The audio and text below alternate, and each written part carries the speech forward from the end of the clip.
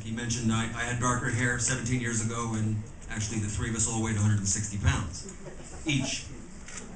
He's saying in those 17 years since, he's become the better fighter. Your response? Basically what he's saying is that I was so much better than him athletically back then that his boxing skills couldn't really keep up with mine. But now that I've slowed down a bit athletically, he may have a possible chance because his boxing skills are good. There's a possibility he can get lucky and he could catch me or hang around with me for a little while and hope he won a close decision. Unfortunately, that's not gonna happen. 15 seconds, Bernard. Well, I never said anything. I never responded with a couple of seconds to anything, so I need at least a couple more on top of 30 seconds, Bernard. Can we negotiate 35? 35. 35, gotcha. Well, yes, I've gotten better. And I know I had 17 years to analyze what I didn't do back then and what I'm gonna do now. Whether Roy Jones is the same fighter or not the same fighter, we are not the same. So to me, it's even up. No advantage any other way. But what I can say is that Roy Jones Jr. has one up on Bernard Hopkins. That's a major incentive for me. I'm undefeated when it comes other than one fighter, so I'm not undefeated when it comes to rematches. Roy Jones never liked giving rematches because he figured a guy knows his style and he figured out his style. His history's shown that. But I'm gonna prove why Roy Jones Jr. had y'all wait this long. I'm gonna prove to everybody why Roy Jones Jr. for 17 years, foreplay his way all the way up to now, the real deal. And you know what? After the foreplay, you know what happens to him. He gets beep, beep, beep. That's what's going to happen. April 3rd. Tune in. Roy Jones Jr., why has it taken this long to make this rematch? It's taking this long, like I just told you, and before he get beep, beep, beep, beep, beep, beep, not beep, beep, beep, it took this long for Big Head to get enough confidence to think I've slowed down enough to bring that big head back in front of me, and he hoping now he can dodge these bullets. Last time the head was too big, he couldn't get out the way. This time it's still just as big, so how you gonna get out the way? But he hoping that he can, so he gonna always tell you it was me. Come on, dude, I got one dude out of all 3 times, so what do I care about a rematch? Now, Chicken Man thinks that my head is big, fine. So he should have an easy time knocking this big head off my shoulders. Block. Let's see. Let's see, because I want to show the world, and I don't, I'm glad, all the press is paying attention, because I don't know what the headlines are going to say when I knock him out, but I think that people should look at how I knocked him out. You understand? How I knocked him out is going to be devastating in Glenn Johnson, and look, trust me, that was a devastating. But it's going to be devastating because that's the way I want him to remember Bernard Hopkins for his natural, remaining of his natural life. Anytime you look at boxing, he's going to see that Bernard took him to this point where he wanted never to be part of boxing, not even come to boxing shows. I want him to stop. I want him to not like boxing anymore after this. Boxing will not be even his conversation. He won't even let his kids go to boxing matches no more. Everybody in the Roy Jones family will be banned from boxing when I get done. That's the type of ass whooping that I want to put on this man. Now, I know I'm running for president. I want everybody to think I do cuss a little bit. But let me tell you something. That's the type of beatdown I'm going to get this guy, man. Because there's a lot of, it's some animosity, but it's also personal. And then let me tell you, if you think it's just hype and promotion, wait till you see this. I pulled off a lot of things in my career, but this is personal. He's going to have to be a man tonight. Come April 3rd, he's going to have to be a damn man. He's going to have to fight, and if he don't fight, I'm going to run him out of that ring. Headline Reed, Jones destroys Blockhead once again. Secondly, like I told y'all, the man's so jealous and so envious of me that he don't even want to see my kids watching him fight. He brings back nightmares. I mean, wow. I keep telling y'all, this certain things are rated. Hold on, Bernard. Hold on for a second. Certain things kids should watch. Hold on, Bernard.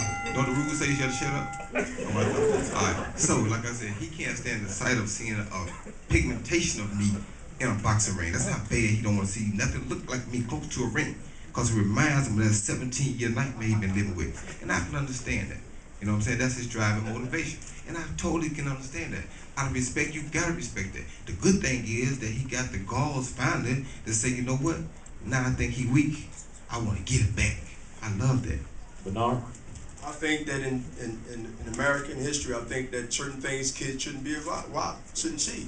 I don't think a kid should watch porno tapes. I don't think kids should smoke cigarettes. I don't think kids should do things that can corrupt their mind. I think that when they see this execution live on TV, HBO, right, pay-per-view, there won't be a replay of this execution. See, I'm not going to be able to kill him and bring him back and kill him again. So, for everybody to understand, why I mention that is because this fight would not be shown after pay-per-view is seen. It won't be shown like, you know, you wait and you try to say, okay, I'm not paying for it, I'm going to wait next week. Richard, is he around? Anybody around? Can you back me up? Oscar, you can back me up on that? So, if you don't watch it, come April 3rd, you don't know who's going to buy it later on down the line, the license fee to show it 10 years, 5 years, 6 years from now. So you better watch it April 3rd because that's the official signing of the government to get rid of this guy. His execution day is coming, and he will have a last meal because he requested that. I don't know if he like dairy meat or steak or whatever he wants, he can have it. It'll probably be picked up by the Discovery Channel because they ain't never seen such thing as Big Head. They seen Bigfoot get killed. They ain't seen Big Head get destroyed. So it'll probably be picked up by the Discovery Channel. Before we go to our final question, just take a break from the format that we've established this time. And as everyone knows, you have two of the best head trainers in the business in boxing. And I'd like to just pose the normal, what we call press conference type question to each of them. So, Bernard, if you would pass the microphone to Nazim. Is there anything you plan in the training camp that you can pass on to us that's going to make Bernard victorious on April 3rd? First of all, I'd like to say assalamu alaikum. Passing on anything in the training camp as far as Bernard and Roy, I told Bernard in the beginning of the fight, I for one feel as though that the Roy Jones is going to show up. He's not going to be the one that Calzaghe saw in Tarver. None of those guys are going to see that Roy Jones. He knows he can't bring that Roy Jones to Bernard Hopkins. So I'm expecting to see the best Roy Jones you've seen in a while. So I would say, yeah, tune in for the people who just wrote this fight off. But the other thing is, Bernard is one of the most well-prepared athletes I've ever seen. And this is no exception. I have to keep my eyes on him in camp to make sure that he's not too eager to win this fight. I have to look at this as just another challenge.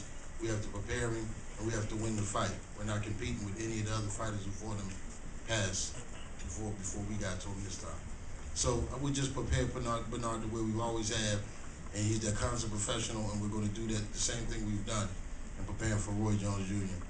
and, you know, securing his legacy as Bernard Hopkins. Coach Bird?